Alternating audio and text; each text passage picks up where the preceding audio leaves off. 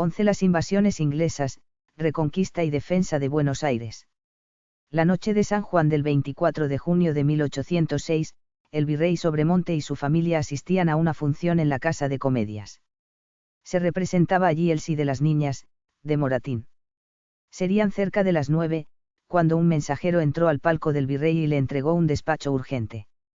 Se trataba del pliego enviado por el capitán de navío don Santiago de Liniers, informando que buques de guerra ingleses navegaban frente a Ensenada. Sobremonte abandonó el teatro y se dirigió al fuerte de Buenos Aires. Desde 1804, España estaba en guerra con Gran Bretaña. La causa inmediata del conflicto fue el apresamiento de 4 fragatas españolas cargadas de oro y plata por parte de los ingleses. Esto resultó, sin embargo, apenas la gota que desborda el vaso, pues el enfrentamiento venía madurando por muchas otras razones. España se alía con Francia, donde manda Napoleón, mientras Austria, Prusia y Rusia apoyan a Inglaterra. En 1805, el almirante Nelson derrota a las escuadras de España y Francia en Trafalgar, quedando Gran Bretaña dueña de los mares. Aquella flota que zarpara de Ciudad del Cabo en abril de 1806, cuyas unidades de avanzada observara Liniers a fines de junio, estaba al mando, como sabemos, del comodoro Sir John Popham. Y, al frente de las tropas embarcadas, se hallaba el brigadier William Carr Beresford. El núcleo de las tropas inglesas lo constituía un regimiento famoso, el 71 de escoceses, que comandaba el coronel Packy, que se contaba entre los mejores del ejército británico. Las noticias de Liniers no tomaron por sorpresa a Sobremonte, ya que, desde tiempo atrás, se temía el ataque inglés. Al amanecer del 25 de junio, se vieron 9 navíos enemigos en la rada de Buenos Aires, 6 corbetas, 2 bergantines y una fragata de 32 cañones, que luego se alejaron río afuera. Sobremonte despacha 2 cuerpos de milicias a Quilmes y Ensenada, donde cabía suponer que desembarcarían los incursores. Efectivamente, el desembarco comienza en aquel puerto, cercano el mediodía. Los milicianos, mal armados y mal mandados, no abren fuego hasta la mañana siguiente, esperando refuerzos que no llegan. Cuando, finalmente, entran en acción, esta se prolonga apenas hasta que el enemigo utiliza su artillería, dispersando a los defensores. Mientras tanto, Sobremonte ha resuelto salvar los caudales públicos, enviándolos a Córdoba con una escolta. Se cuenta entre ellos un importante cargamento de metales preciosos, llegados del Perú para su remisión a España y cuya captura, según algunas versiones, sería una de las causas de la incursión británica. El día 26, los ingleses siguen el avance iniciado, libran una escaramuza en el puente de Gálvez, actual puente Pueyrredón, y cruzan el riachuelo. Sobremonte resuelve retirarse a los Montes Grandes, San Isidro. Milicianos y soldados se concentran en el fuerte, cumpliendo las últimas órdenes impartidas por el virrey. Aunque al frente de aquellos está un coronel, carecen de toda organización y son escasas las municiones con que cuentan. El 27, llega un oficial británico para intimar la rendición. Se intenta una capitulación honrosa, que es denegada. A las 3 de la tarde, los ingleses llegan a la Plaza Mayor. A las 4, entran en el fuerte.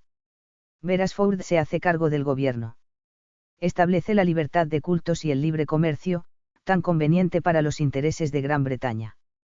Una partida de sus hombres alcanza en Luján la carreta donde viajaba hacia Córdoba el tesoro remitido por Sobremonte. Si bien, en previsión de ello, el mismo ha sido arrojado al fondo de una laguna, es descubierto y enviado a Inglaterra en un barco que se da enseguida a la vela. El brigadier procura ganar la buena voluntad de los pobladores. Pero tiene escaso éxito. Fuera de algunas familias acomodadas según la doble acepción del término, en cuyas casas se alojan oficiales británicos con los que mantienen buen trato, de algunos comerciantes que prevén obtener beneficios del nuevo régimen mercantil y de ciertos agentes de la administración pública que cuidan sus puestos, una hostilidad creciente se difunde en la ciudad ocupada. A las excepciones citadas, debe agregarse el nombre de un personaje que actuó invariablemente como agente inglés, antes y después de las invasiones, Saturnino Rodríguez Peña. Mientras la bandera inglesa flamea sobre el fuerte, distintos planes para arriarla se tejen en Buenos Aires. Y algunas figuras se van perfilando para nuclear la resistencia, adornadas por singulares condiciones personales. Se cuentan entre ellas don Santiago de Liniers y Bremand, marino francés al servicio de España, que tiene 53 años de edad y comanda el fortín de la Ensenada de Barragán, don Martín de Álzaga, un vasco de fuerte carácter, comerciante próspero, dotado de gran capacidad organizativa, y don Juan Martín de Pueyrredón, muchacho de buena posición, con prestigio entre los paisanos de la costa. En cuanto a los planes que se tramaban, cabe mencionar el de José Fornaguera, que consistía, sencillamente, en pasar a cuchillo la plana mayor británica, tomándola por sorpresa en el cuartel de la ranchería.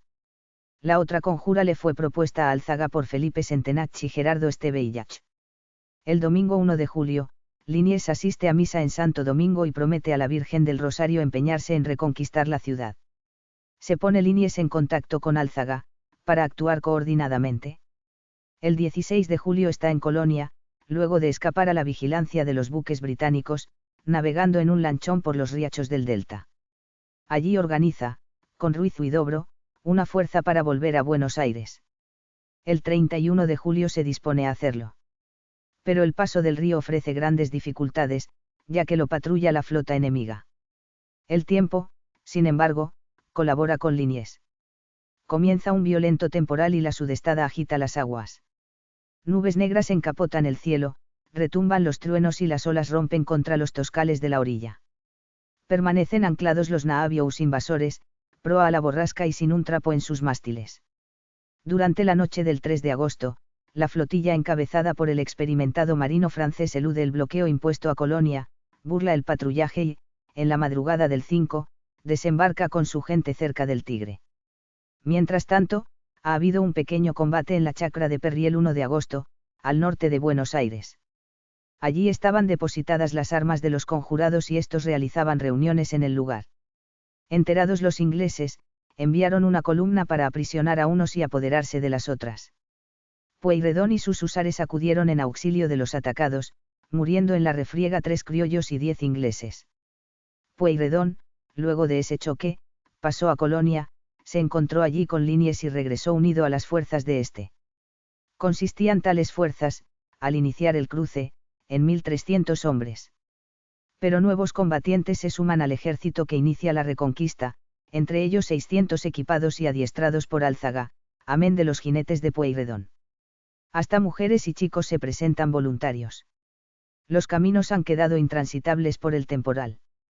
Beresford no puede mover sus piezas de artillería para dar batalla en campo abierto, optando por fortificarse en la ciudad. Liniers avanza chapaleando barro. La población ayuda a empujar los cañones, que se empantanan en aquel fangal. El viento sigue soplando y mantiene inmovilizada a la flota adversaria. Se resuelve atacar la Plaza Mayor el día 12 a las 12, llegando a ella con 3 columnas. Pero debe cambiarse el plan, ya que una patrulla entra prematuramente en combate y pide auxilio. Los choques se generalizan y la plaza es atacada simultáneamente desde 5 calles. En la recova que cruza aquella se encuentra atrincherado el regimiento 71, bajo las órdenes directas de Beresford. Liniers entra por la calle hoy llamada Reconquista, con su uniforme rasgado por un balazo. El gentío invade la plaza, junto a soldados y milicianos. Retroceden los escoceses del 71 y se encierran en el fuerte. Pronto ondea allí una bandera blanca. Envía Liniers a Hilarión de la Quintana, para exigir que Beresford se rinda a discreción. Este no tiene otro camino que aceptar. Salen juntos, mientras de la Quintana grita, pena de la vida al que insulte al general inglés. Liniers los aguarda, bajo un arco del cabildo. Abraza al vencido y le devuelve la espada que él mismo le ofrece. Vuelve el brigadier al fuerte y Sale encabezando sus tropas derrotadas, a las cuales se les ha permitido marchar con banderas desplegadas y al son de tambores. Pasan entre la multitud que guarda silencio, dejando frente a Liniers armas y estandartes. Buenos Aires ha sido reconquistada, cumpliendo don Santiago la promesa hecha a Nuestra Señora del Rosario, ante cuya imagen quedan las banderas enemigas. El triunfo fue festejado con enorme alborozo. Un prestigio inmenso, el prestigio del jefe militar victorioso, rodeó la figura de Liniers. Todo lo contrario sucedió, en cambio, respecto al virrey Sobremonte, pues su actuación resultó objeto de acerbas críticas. Críticas quizá no muy justas, ya que, juzgado más tarde en España, resultó absuelto y continuó su destacada carrera. El día 14 de agosto se reunió un Congreso General, convocado por el Cabildo. Formaban parte de él los representantes más caracterizados de la población, eclesiásticos, funcionarios, militares, comerciantes, propietarios y profesionales. Una muchedumbre llenaba la plaza mayor. A poco de comenzadas las deliberaciones, la multitud entró al cabildo, situándose tras la puerta del salón donde tenían lugar las sesiones.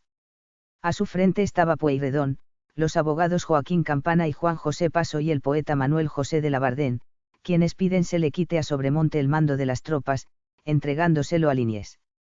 Como la exigencia popular coincide con el sentimiento que abrigan los congresistas mayoritariamente, se otorga a Liniers aquella jefatura que ha ejercido de hecho en la Reconquista.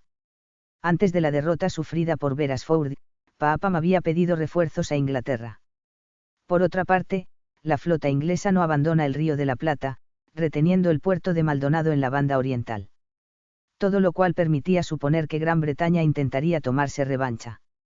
Ni lerdo ni perezoso, Liniers comienza a organizar las tropas a su cargo. Divide los hombres que tienen entre 16 y 50 años, conforme a su origen y condición, formando los cuerpos siguientes: infantería, vizcaínos y castellanos, montañeses, gallegos, andaluces, catalanes o miñones, patricios, arribeños, pardos, morenos e indios, granaderos, cazadores correntinos. Caballería, primero, 2 grados y 3 grados de húsares, migueletes, labradores. Artillería, milicianos artilleros, regimiento Unión, criollos y catalanes, castas, pardos, morenos e indios, maestranza. Todas estas tropas reciben intensa instrucción militar. A fines de 1806 habían partido 2 fracciones del ejército inglés, con destino a Buenos Aires y Chile. En marzo de 1807 se les agrega una tercera, unificándose sus misiones y jefaturas, deberán tomar nuevamente Buenos Aires y quedan bajo el mando del teniente general John Whitelock. Antes de ello, la primera fracción puso sitio a Montevideo. Liniers despacha tropas de auxilio, que no reciben el debido apoyo de Sobremonte, quien se encuentra en Colonia. El 2 de febrero de 1807, los británicos ocupan Montevideo. La noticia llega a Buenos Aires y estalla una gran indignación contra Sobremonte. El cabildo porteño, donde es poderosa la influencia de Álzaga, convoca otro congreso general y declara suspendido en su cargo al virrey. 2 enviados, con una pequeña tropa, pasan a Colonia, apresan a Sobremonte y lo traen aquí, quedando detenido en una quinta de San Fernando. A fines de ese mes, se fugan Beresford y Pack, auxiliados por Saturnino Rodríguez Peña, que huye con ellos a Montevideo. El 5 de marzo, Colonia cae en manos inglesas. A fines de junio, llega el nombramiento de Ruiz Huidobro como virrey interino. Pero, dado que él mismo ha sido capturado en Montevideo por los británicos, la audiencia coloca a Liniers en su cargo. El 27 de junio, primer aniversario de la ocupación de Buenos Aires por Beresford, zarpan de Colonia 110 buques, que llevan 8.000 soldados, para repetir la operación. El 28, desembarcan en Ensenada. El 1 de julio, están en Quilmes. Liniers cuenta con 7.000 hombres y resuelve dar batalla más allá del puente de Gálvez. Álzaga organiza la defensa urbana. Igual que un año antes, llueve.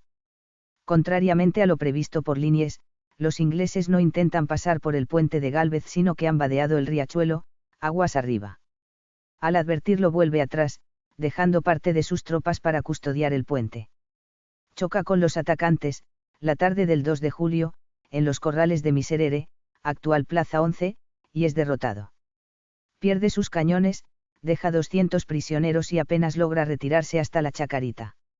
Noticias del desastre llegan a la ciudad. Álzaga se multiplica, dispuesto a resistir en sus calles.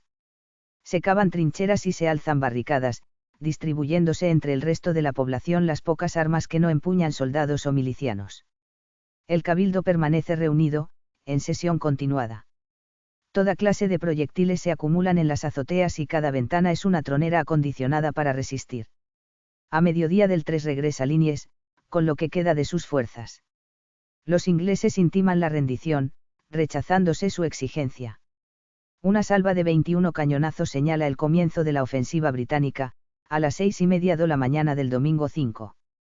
Parte el ataque desde la Quinta de Lorea, en lo que es hoy Plaza Congreso. El ejército atacante avanza dividido en 13 columnas. 2 de ellas han de bifurcarse. Las que se hallan en ambos extremos de la formación, practicarán un movimiento envolvente y, alcanzada la costa, deberán convergir sobre el fuerte, mientras las demás atraviesan Buenos Aires por calles perpendiculares al río, dirigiéndose hacia el mismo objetivo. Las columnas laterales cumplen parcialmente su misión, acercándose a la fortaleza. En cambio, todas las otras encuentran una resistencia desesperada. Reciben fuego desde trincheras y barricadas. Las casas se transforman en bastiones. Esforzadas porteñas, apostadas en las terrazas, arrojan agua hirviendo sobre los invasores. Un grabado de época muestra cómo, por los desagües que dan a la calle, salen chorros de sangre. Los integrantes de una columna que, dividida, viene por las actuales Sarmiento y Bartolomé Mitre, se rinden al llegar a Maipú. Los de otra optan por refugiarse en el caserón de la Virreina Vieja. Y quienes forman otras dos, lo hacen en el convento de Santo Domingo. La caballería británica no puede cumplir función alguna en estos enconados combates callejeros. Al caer la noche, los ingleses han perdido casi la mitad de su tropa, contando muertos, heridos y prisioneros.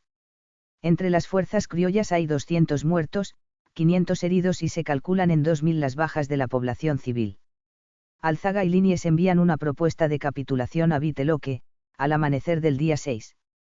Este no la acepta y propone en cambio una tregua, rechazada por los defensores, que reinician el cañoneo. Sobrevienen nuevas negociaciones. Por fin, a mediodía del martes, 7 de julio, Viteloque capitula. Se compromete a reembarcar su gente, devolver los prisioneros y abandonar Montevideo, como así también los demás puntos que Gran Bretaña ocupa en la banda oriental. La actuación de los defensores ha sido magnífica y su mérito alcanza a todos. Sin embargo, un peculiar prestigio rodeará desde entonces al regimiento de patricios, cuyos hombres se batieron con señalado denuedo durante esas jornadas memorables. Mientras los ingleses ocupaban Buenos Aires, antes de su reconquista, se urdieron diversos planes para expulsarlos de ella. El más novelesco de tales planes fue el propuesto por los catalanes Felipe Sentenach y Gerardo Esteve Illach, que consistía en volar el fuerte y el cuartel de la ranchería, donde se hallaban los británicos, cavando al efecto sendos túneles desde casas vecinas, alquiladas con ese propósito. El plan fue aceptado por don Martín de Álzaga, las casas se arrendaron y se comenzó la excavación de los túneles. Estos llegaron a tener bastante extensión y ya estaban bajo sus objetivos al desembarcar Liniers en el Tigre, pero el proyecto se abandonó ante el curso acelerado de los acontecimientos. Hace algún tiempo, cuando algunos investigadores exploraban parte de la red de túneles coloniales que aún existe en Buenos Aires, descubrieron uno cuya factura difería del resto. Era más estrecho y parecía haber sido excavado con apuro, advirtiéndose en él las huellas dejadas por palas y picos utilizados nerviosamente. Se supone, con fundamento, que ese pasadizo era uno de los que perforaron Sentenach y Esteve Illach, en 1806.